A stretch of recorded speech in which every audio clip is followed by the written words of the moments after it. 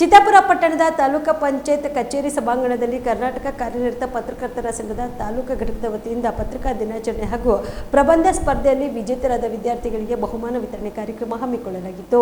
ನಂತರ ಪ್ರಗತಿಪರ ಚಿಂತಕ ಲೇಖಕ ಶಿವಸುಂದರ್ ಬೆಂಗಳೂರು ಅವರು ಮಾತನಾಡಿ, ವಿರೋಧ ಪಕ್ಷ ಹಾಗೂ ಆಡಳಿತ ಪಕ್ಷದ ಹೇಳಿಕೆ ಬರೆದ್ರೆ ಪತ್ರಕರ್ತನ ಜವಾಬ್ದಾರಿ ಮುರಿಯೋದಿಲ್ಲ, ಆತ ತನ್ನ ಮನಸ್ಸಿನ ಕಿಟಕಿ ತೆರೆದು ನೋಡಬೇಕು ಎಂದರು. ಇದೇ ವೇಳೆಯಲ್ಲಿ ಪ್ರಬಂಧ ಸ್ಪರ್ಧೆಯಲ್ಲಿ ವಿಜೇತರಾದ ವಿದ್ಯಾರ್ಥಿಗಳನ್ನು ಸನ್ಮಾನಿಸಲಾಯಿತು. ಈ ಸಂದರ್ಭದಲ್ಲಿ ಪತ್ರಕರ್ತರ ಸಂಘದ ಜಿಲ್ಲಾ ಅಧ್ಯಕ್ಷರಾದ Baburao Vedrami, Shivaranjan Satyampet, Sangamanatha Revatgaon, Siddaraja Malkundi, doctor Saibanna Gudba, doctor Sunita B Patil, Nagareddy Patil, Bheemanna Sali, Ravindra Sajjan Shetty, Shankargouda Patil, Neelaganga Bablad, Manoj Gurkar, C Fakruddin Sab, Vikram Nimbarga ಸೇರಿದಂತೆ ಅನೇಕರು ಭಾಗಿಯಾಗಿದ್ದರು. MD Mashak, on spot news, Chittapur. ಜಗತ್ತಿನ ಹಲವಾರು ದೇಶಗಳಲ್ಲಿ ಒಂದು ಸ್ಥಾನವನ್ನು ಗಳಿಸಿಕೊಂಡಿರುವುದಕ್ಕೆ ಒಂದು ಪ್ರಜಾತಂತ್ರವಾಗಿ ಏನಾದರೂ ಗಳಿಸಿಕೊಂಡಿದ್ರೆ ಅದಕ್ಕೂ ಕೂಡ ಕಾರ್ಯನಿರತ ಪತ್ರಕರ್ತರ ಕಾಂಟ್ರಿಬ್ಯೂಷನ್ ಇದೆ.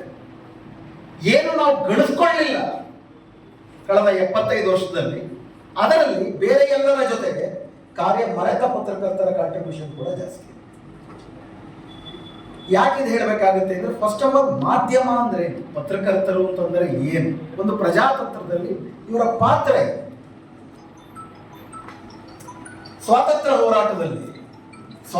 ಹೋರಾಟವನ್ನು ಮಾಡ್ತಾ ಯಾತಕ್ಕಾಗಿ ಪತ್ರಿಕೆಗಳನ್ನ ಅಂಬೇಡ್ಕರ್ ತರಬೇಕಾಗ್ಬಂತು? ಮೂಕನಾಯಕ್, ಬಹಿಷ್ಕೃತ ಭಾರತ, ಜನತಾ, ಸಮತ ಇವೆಲ್ಲ ತಂದಾಗ ಅವರದಲ್ಲಿ ಹೇಳಿದ್ದೆ ಸ್ಥಾಪಿತ ಸತ್ಯಗಳು ಅಂತ ಕೆಲವಿರ್ತವೆ. ಬ್ರಿಟಿಷರು ಬಂದ ಮೇಲೆನೆ ಭಾರತೀಯರು ನಾಗರಿಕತೆ ಕಲಿತರು. ಮೆಕಾಲೆಗಿದ್ದ ಇಡೀ ಪೌರಾತ್ಯ ದೇಶಗಳ ವಿದ್ವತ್ತನ್ನ ಇಂಗ್ಲೆಂಡಿನ ಒಂದು ಕಬೋರ್ಡ್ ಅಲ್ಲಿ ಸೇರಿಸಿ ಇಟ್ಬಿಡ್ಬೋದು ಅಂತ ಅಂದ್ಬಿಟ್ಟು ನಮ್ಮಲ್ಲಿ ಕೀಳರಿಮೆ ಬಿತ್ತು.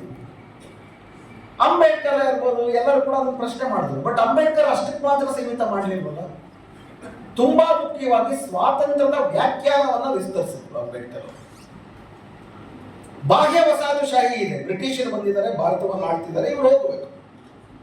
ಆದರೆ ಆಂತರಿಕ ವಸಾಹತುಶಾಹಿಯು ಈ ದೇಶದಲ್ಲಿದೆ. ಕಳೆದ 3000 ವರ್ಷಗಳಿಂದ ಈ ದೇಶ ಪ್ರಜಾತಂತ್ರವಾಗಬೇಕು ಅಂತಂದ್ರೆ ಕೇವಲ ಪೊಲಿಟಿಕಲ್ ಡೆಮಾಕ್ರಸಿಯಿಂದ ಸಾಧ್ಯ ಇಲ್ಲ, ರಾಜಕೀಯ ಪ್ರಜಾತಂತ್ರದಿಂದ ಮಾತ್ರ ಸಾಧ್ಯ ಇಲ್ಲ.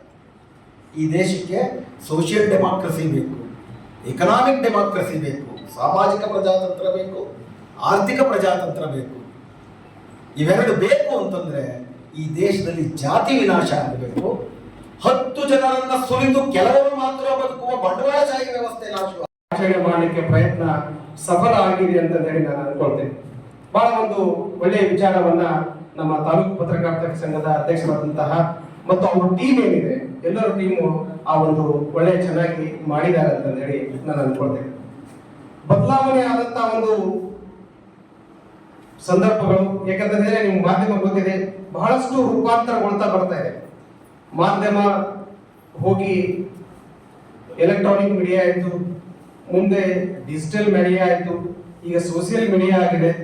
ಇವೆಲ್ಲ ಮಾಧ್ಯಮದಿಂದ ಬಂದಂತಹ ಟಿಸಿಲ್ಗಳು ಬೇರೆ ಬೇರೆ ಬೇರೆ ಬೇರೆ ಕಡೆ ಹೋಗ್ತಾ ಇದೆ. ಇನ್ನು ಮುಂದೂ ಕೂಡ ಇದು ಹೊರದು ಇನ್ನು ಯಾವುದು ಈಗ ನಾವು ನೀವು ನೋಡ್ಬಿಟ್ರೆ ಎಲ್ಲರೂ ಒಂದು ರೀತಿಯಿಂದ ಪತ್ರಕರ್ತರೆ. ಯಾಕಂತಂದ್ರೆ ಎಲ್ಲರೂ ಕೂಡ ನಾವು ಪ್ರಶ್ನೆ ಮೊಬೈಲ್ ನಮ್ಮ ಇದ್ದವರೆಲ್ಲರೂ ಕೂಡ ನೆಟಿಸನ್ಸ್ ಏನೇ ನಾವು ಹೇಳ್ತೀವಿ, ಈಗ ಜಾಲತಾಣಿಗಳಿಗೆ ನಾವೆಲ್ಲರೂ ಕೂಡ ಒಂದು ರೀತಿಯಾದಂತಹ ಒಂದು ಪತ್ರಕರ್ತರು ಇದ್ದಂತೆ ಆಗ್ಬಿಟ್ಟಿದೆ. ಆದ್ರೆ ನಮ್ಮದೇ ಆದಂತ ನಾವು ಒಂದು ಮಾಹಿತಿ ಸಂಗ್ರಹಣೆ ಮತ್ತು ಬದಲಾದಂತ ನಿಯಮಗಳನ್ನು ಅಳವಡಿಸಿಕೊಂಡು ನಾವು ಮುಂದುವರಿಬೇಕಾದಂತ ಒಂದು ಚಾಲೆಂಜು ನಮ್ಗೆಲ್ಲ ಇದೆ. ನಾನು ಬಹಳ ಸರ್ತಿ ಹೇಳ್ತಾ ಇರ್ತೀನಿ, ನಮ್ಮ ಪತ್ರಕರ್ತರು ಎಲ್ಲರೂ ಸೇರಿದಾಗ ನೀವು ಯಾವ ರೀತಿ ನಿಭಾಯಿಸ್ತೀರಿ ಅಂತಂದ್ರೆ, ಯಾಕಂದ್ರೆ ಕೆಲವು ಬಾರಿ ಕೆಲವು ನಾಯಕರ ಕೆಲವು ಅಧಿಕಾರಿಗಳನ್ನು ಹೆಸರು ಹಾಕಿದಾಗ ಖುಷಿ ಪಡ್ತಾರೆ, ಕೆಲವು ಬಾರಿ ಕೆಲವು ವಿಶೇಷ ಸಂದರ್ಭಗಳಲ್ಲಿ ಹೆಸರು ಹಾಕಿಲ್ಲದ್ರೂ ಕೂಡ ನಮಗೆ ಬೈತಾರೆ, ಕೆಲವು ಬಾರಿ ಹೆಸರು ಹಾಕಿದ್ರು ಕೂಡ ಬೈತಾರೆ. ಯಾಕಂದ್ರೆ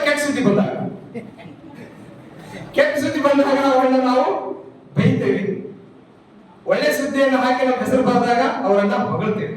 ಆದ್ರೆ ಎರಡೂ ಮಾಡೋದು ಕೂಡ ನಾವೇ. ಹಾಗಾಗಿ ನಾವು ಅವರನ್ನ ಯಾವ ರೀತಿ ಬಳಸ್ಕೊಳ್ತಾ ಇದ್ದೇವೆ ಅನ್ನೋದನ್ನು ಕೂಡ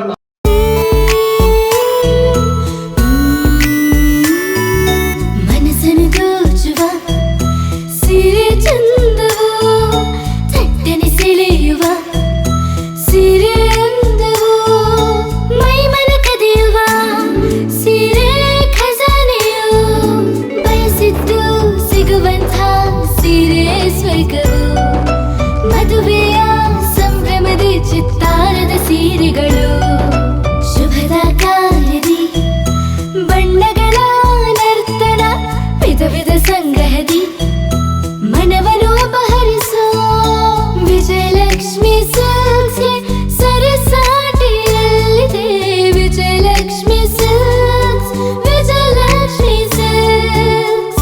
ಗುಲ್ಬರ್ಗ ಜಿಲ್ಲೆಯಲ್ಲಿಯೇ ಮಹಿಳೆಯರ ಮತ್ತು ಮಕ್ಕಳ ವಸ್ತ್ರಗಳ ಏಕೈಕ ಅತಿ ದೊಡ್ಡ showroom Vijayalakshmi silks, city centre mall, super market road, Gulbarga.